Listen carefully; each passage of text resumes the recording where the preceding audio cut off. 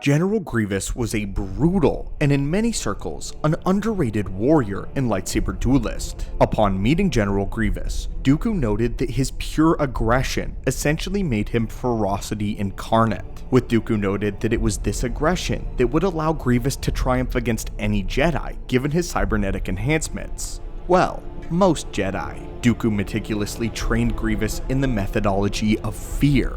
As if a Jedi was afraid, it disrupts their literal connection to the Force, makes them weaker, vulnerable, and predictable. This was all before Dooku hands-on trained General Grievous. In their sparring sessions, Dooku realized something terrifying. Grievous's potential was very strong, but that he constantly got in his own way. Still though, Dooku wanted to ensure that he would always have the upper hand against the droid general, and remained composed, smashing aside the droid general's attacks every second that he got, and slipping his guard. However, as their training progressed, Dooku could sense the gap between their skill level narrowing. This gave Dooku reason for pause, and forced Dooku to leave some maneuvers and tricks up his sleeve, just like the ancient Sith did with their apprentices during dueling, ensuring that Grievous could never overcome Dooku simply because Dooku knew too much. Grievous could go against Jedi Masters in single combat, and more than that, he could win. Oftentimes, Grievous stacked every advantage in his favor, using Magna Guards and other droids when he encountered the Jedi.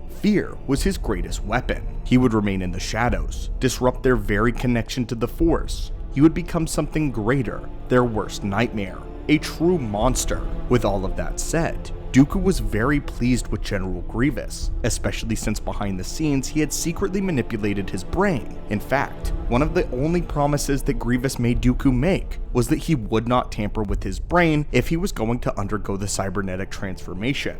However, once the general was under, Dooku double-crossed him and had the rage receptors in Grievous's mind dialed up to 11, as well as made him more agreeable to the way and plan of the Sith. He had broken the trust of General Grievous, and he had created something truly special and equally disturbed. But with all of that said, he did not deem General Grievous infallible. Dooku warned the droid general that the more and more Jedi he killed, the more confident that he became.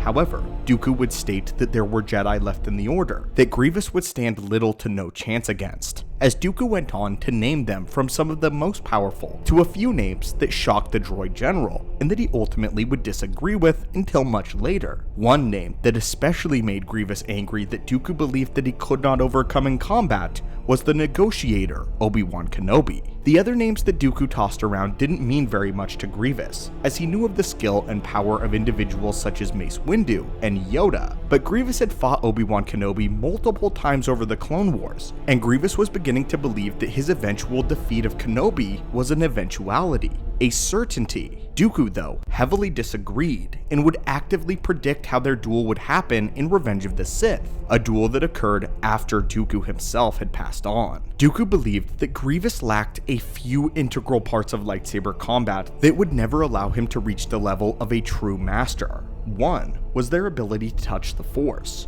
Mace Windu and Yoda's ability to touch the Force managed to bolster their lightsaber skills to unprecedented levels, but the other was discipline and skill in combat, as well as intelligence. Dooku realized that Grievous's greatest strength was also his greatest weakness. If he came against an enemy that was completely composed, very familiar with the intimate sequences of all 7 forms of lightsaber combat, Grievous would not be able to overwhelm individuals such as Windu and Yoda, and would take away all fear, taking away Grievous's advantage and leaving his key weaknesses, mainly his defense, wide in the open. If they could simply hold back the aggressive onslaughts of Grievous and wait for the precise moment, the duel would end in a Jedi's victory. Grievous could come to respect individuals such as Mace Windu and Yoda. In fact, in Labyrinth of Evil, he would even run from them. But Obi-Wan Kenobi was something different, which is why it's so fascinating that it was Kenobi that would ultimately defeat him. And Dooku's prediction was 100% accurate. So what about Obi-Wan specifically would lead him to defeat Grievous? According to Dooku, Obi-Wan Kenobi had less weaknesses than the other Jedi. Although his strengths may not meet the bounds of someone like Mace Windu's vape pad, or the sheer ferocity of Yoda's Ataru, his mastery of the all-defensive form of lightsaber combat left very little holes in his dueling prowess. Essentially what this means is that Grievous's expertise is to exploiting the weaknesses of his enemies, specifically the Jedi, make them lose their composure, and cut them down because he's faster, more physically gifted. He preys on their very weakness in their forms. But Obi-Wan Kenobi has very little to exploit.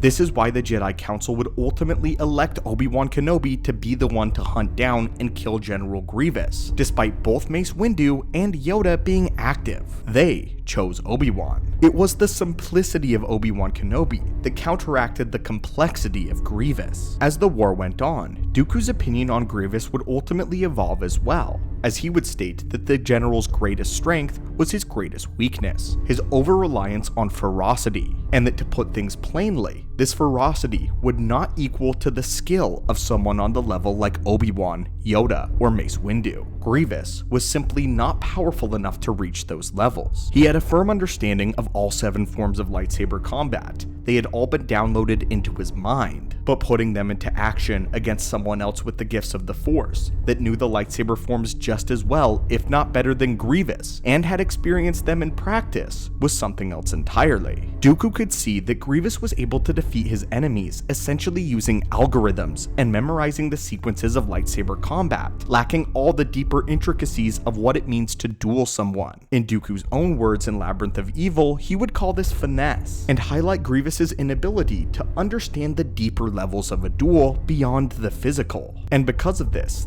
made General Grievous woefully predictable. In their final training session, Dooku admitted that he had made Grievous this way, and that he had not trained him properly. He had embraced Grievous as a brutal monster, and encouraged him to fight with rage, fear, terror, causing this to become the obsession of the droid general. It was Dooku's own fault that he left him ill-prepared to face an individual like Obi-Wan Kenobi, someone completely composed, a wall of stone. In the end, he was proven absolutely correct. Obi-Wan Kenobi, as described in the novelization for Revenge of the Sith, is able to fall masterfully within the Force itself. He consciously is no longer actively making any movements. He's at peace entirely, and relying entirely on the light side of the Force to guide his blade against the droid general, taking away the thing that the droid general needed in order to defeat any Jedi, let alone a master of defense in Obi-Wan Kenobi, and that was to disrupt one's connection to the Force. But Obi-Wan was not afraid of General Grievous, and Dooku knew this. So despite being superior in blade-to-blade skill alone, Obi-Wan Kenobi was now Grievous's trump card, and Dooku had recognized what the rest of the Jedi Council did as well, that it was Obi-Wan Kenobi that was best suited by far to take out General Grievous. And as Dooku predicted, it would not be a very hard duel for Obi-Wan to win at all.